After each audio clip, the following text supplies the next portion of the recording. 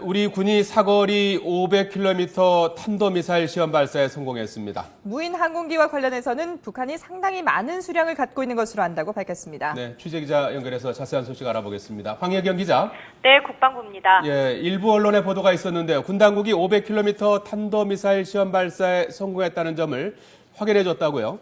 네, 그렇습니다. 김민석 국방부 대변인이 오전 정례 브리핑에서 밝힌 내용입니다.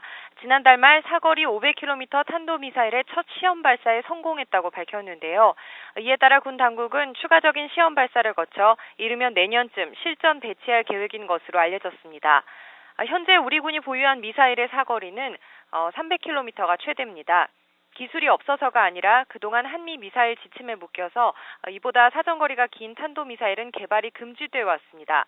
하지만 지난 2012년 미사일 지침을 개정하면서 개발 가능 사거리가 800km로 늘어났고 이에 따라 500km짜리 탄도미사일을 먼저 개발해 이번에 시험 발사를 성공시킨 겁니다. 이번 시험 발사 성공으로 유사시 우리나라는 북한 대부분 지역을 타격할 수 있는 능력을 갖추게 됐습니다. 이와 함께 군은 미사일 지침상 한도인 사거리 800km, 탄두 중량 500kg짜리 탄도미사일도 개발하고 있습니다. 국방과학연구소는 연내에 미사일 개발을 완료하고 이르면 내년쯤 시험 발사할 계획인 것으로 전해지고 있습니다. 사거리 800km 탄도미사일이 실전 배치되면 우리 군은 안전한 후방 지역에서도 북한의 전역의 핵과 미사일 기지를 타격할 수 있는 능력을 갖추게 됩니다. 북한은 현재 사거리 1000km가 넘는 중장거리 미사일을 다수 보유하고 있는데요. 사거리 1300km인 노동미사일, 사거리 2500km인 대포동 1호, 또 사거리 3000km인 무수단, 그리고 사거리가 4000km가 넘는 것으로 추정되는 대포동 2호 등을 실전 배치하고 있는 것으로 알려졌습니다. 네, 그리고 북한이 상당수의 무인 항공기를 보유하고 있다는 점도 확인됐다고요? 네, 북한이 이번에 국내에서 추락한 무인 항공기 외에도 상당히 많은 수의 무인 항공기를 보유하고 있는 것으로 알려졌습니다.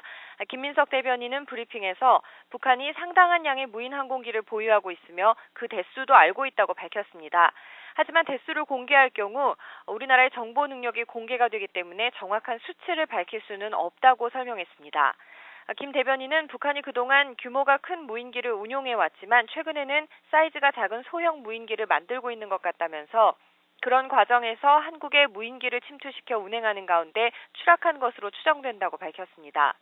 또 무인기를 많이 개발 생산하는 것은 세계적인 추세인데 북한도 그런 추세를 따라가고 있는 것으로 보인다면서 이 같은 소형 무인기는 탐지가 쉽지 않기 때문에 소형 무인기를 탐지할 수 있는 레이더 등 대응 시스템을 최대한 신속하게 갖추겠다고 설명했습니다.